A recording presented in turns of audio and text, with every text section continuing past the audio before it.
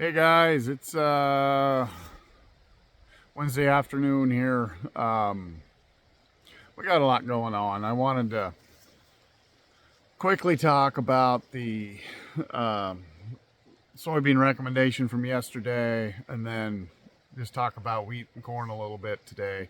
So, the soybean recommendation, that what I'm basing my decisions off of is that long-term continuation monthly chart looks terrible. It's a terrible formation, and it's going to take something pretty strong to get out of it. Um, I thought we had a chance within that chart to get up to around 14 bucks. We've basically done that, didn't quite make it. Um, so I pulled the plug yesterday at 14.85 based on the January, or 13.85 based on the January. I said, let's get up to 60% sold. I think I was already at 40, and the other 40, we'll see if we get a weather problem with the South Americans. So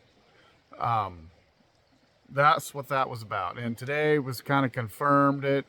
You know, we had the 900,000 ton sale to China overnight, which is huge. And the market started out up 15, 18 and closed up 1 or 2. So that tells me the charts, the hedge funds see the chart formation and they're selling into it. So it's going to take a pretty big weather event to move that market and break that chart pattern down, in my opinion. I'm hoping we do. I mean, it looks good. It should be set up to do it. But when it comes to South America, the way I'm reading it is, you know, they have plenty of time to put the soybeans in. They have plenty of time for the weather pattern to change and raise a big soybean crop. The problem is and so soybeans can actually be just fine on production. The corn, on the other hand, is the one that, it's that second corn crop, the safrinha crop that follows the beans, that really has got to be on time, and it's not going to be on time. And the longer this weather pattern sticks, the worse the soybeans do, then the corn should be the one reacting. And corn's not, it had a good day today. It's staying range bound, right just above contract lows. If that weather doesn't change, I think that market's going to move out of here. But if it does change and switches to a different pattern and turns wet, then that market's going to fall off pretty quick. So, but all forecasts and everything out there, and the way the INSO pattern is, suggests that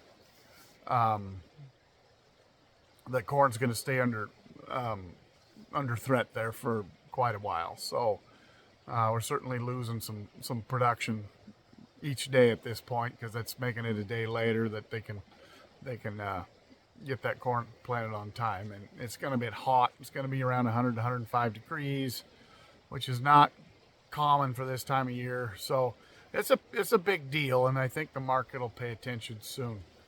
When it comes to wheat, wheat's got everything going for it all of a sudden. You know, kind of the big spark this morning was the ship getting hit. It was trying to dock at the Odessa port there to load, I don't think it was even grain. It was trying to load some kind of coal or iron ore or something like that, and it got hit, killed the pilot. 3 of the ship crewmen three of them got hauled to the emergency room. So that was a missile from Russia, supposedly. So that in itself should lock down that Ukraine area and say, you're just not going to ship much. They can't get insurance now. They're really not going to get it now. But still, they may try to slip some through there. But I think most of that grain, the way I'm following it, is getting transferred to the Russian ports. And that's why they had the backlog of wheat there, which depressed their domestic price. They're probably trying to move 5 to 7 million metric tons of Ukrainian wheat. And so what I'm thinking is that price has started to rise. The domestic price of Russia is starting to move up now. It went up $6 to $7 a ton this week. That's the first rise we've seen in a year. And so that tells me the trend has changed. On top of that, we had the Chinese delegation. I don't know what they bought, but so far nothing on the radar. But we'll see what the unknown sales are this week and next week. We'll find out that tomorrow and next Thursday. On top of that, they backed off the Argentina weather, or the crop. I think the Rosario exchange, they moved it down to 14 and a half. That's getting down there. I think USDA is at 16 still, so they may drop it some more tomorrow. Other than that, we've got demand. And we've got weather problems for new crop as well. You've got the Indians. I think their overall average reservoir is at 70%. They need those at 100. But it's a big country with a lot of districts, so it's an average. But some of those lower reservoirs are in some of their primary wheat districts. Then the French can't get planted. They've had a really wet cycle in their main wheat belt, and they're off about 20% from normal as far as getting that crop in. If that weather pattern continues, that's going to be a big story. What's the other weather story? Oh, and the other one is the Russia southern region. They're too dry. And that one, if it stays dry and continues dry, that's a big story. That's their main producing region, or their highest productive land. So, and as you guys know, who've paid attention to me for a while, next year's production has to be the record of all records, and it's looking like at or slightly above, slightly below last year. So that's not going to work. So overall, I think we're turning the corner. It's like turning a big cargo ship. I mean, it doesn't turn on a dime, but we're slowly getting around the corner. If we can get Chicago December closed over $6 or 604, I think that's going to be a big win. I feel like the entity that's been selling stuff is still there. I don't think we've completely divorced them, but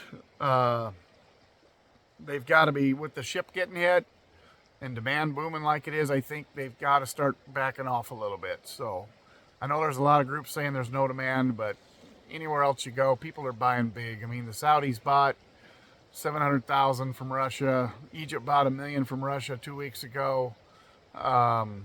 Algeria bought 600,000. Jordan came in once, bought 120, and then they retendered again today to buy another 120 at least.